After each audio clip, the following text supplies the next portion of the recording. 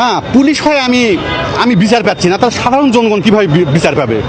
আমার মেয়েকে নিয়ে আমি ঈদ করতে পারলাম না। আমি কোথায় কোথায় যাইনি, এই মেয়ের জন্য এমন কোনো জেলা নেই, এমন কোনো জায়গা নেই যে আমি যাইনি। তাই আপনাদের কাছে আমার দাবি, আপনার এই খবরটা সব জায়গায় সারা দেশে পরিয়া করে দেন। আমি বাংলাদেশে একজন পুলিশ সদস্য, পুলিশ কনস্টেবলে আছি, বগুড়া জেলা আদমদিঘি থানায় কর্মরত। তো আমার মেয়ে পহেলা মেয়ে অপহরণ হয় আদমদিঘি থেকে। তো এই বিষয়ে আমি যে থানায় চাকরি করি ওই থানায় ওসির কাছে গেলাম মামলা করতে। ওসি আমার কাছে মামলা নেই না, উনি এক কথায় সরাসরি আমার কাছে ঘুষ দাবি করে, তাহলে আমার মেয়েকে তাড়াতাড়ি সে উদ্ধার করে দেবে। আমি বললাম স্যার আমি 22 বছর সার্ভিস, আমি চাকরি করি, আমি পুলিশের লোক, আমি আমার কাছে আপনি টাকা কীভাবে দাবি করেন? তখন আমি ডিআইজি স্যারের কাছে ফোন করলাম যে আমার মেয়ে অপহরণ হয়েছে স্যার, থানায় কোনো মামলা নেই না, ওসি কিচ্ছু করেন না স্যার, জিডি নেই না, আমি কী করবো?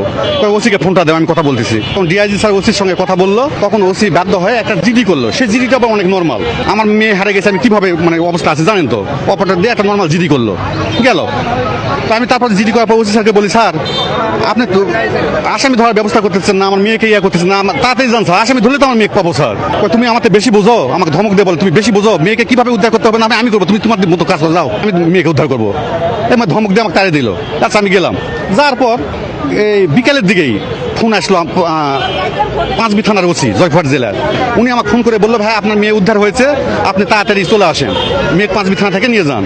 তখন এই মামলার আয়ু আমি এবং পুলিশ কনস্টেবল মনে করেন যে যারা আছে এদেরকে নিয়ে আমরা মেয়েকে উদ্ধারের জন্য পাঁচবি থানায় গেলাম।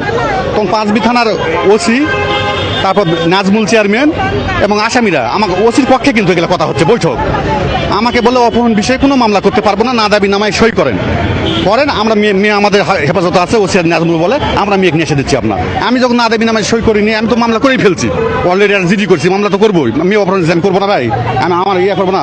তখন আমি যখন অস্বীকৃতি জানাই তখন ওসির রুম থেকে চেয়ারম্যান হচ্ছে আসামিদেরকে নিয়ে পালিয়ে চলে গেল, ঠিক আছে।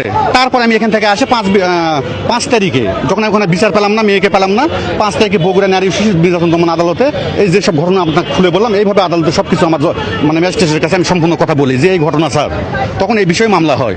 মামলা হওয়ার পর এটার আয়ু দেয় হচ্ছে আমি যে থানায় চাকরি করি ওই থানার আয়ু হচ্ছে এন্তাজুল হক, সাব ইন্সপেক্টর এন্তাজুল হক, তাকে দেয় দায়িত্ব যে তাড়াতাড়ি ভিকটিম উদ্ধারের জন্য, যেহেতু নাবালিকা তার পান্নাসের সমস্যা আছে, ভিকটিমকে দ্রুত উদ্ধার করার জন্য বলে আদালত।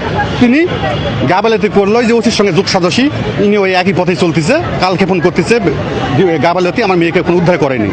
তখন আবার আমি 18 তারিখে আমার আইনজীবী দিয়ে আবার আদালতে প্রুফ করলাম যে পুলিশ কাজ করতেছে না, আমার মেয়েকে উদ্ধার করতেছে না, সময় কেমন করতেছে।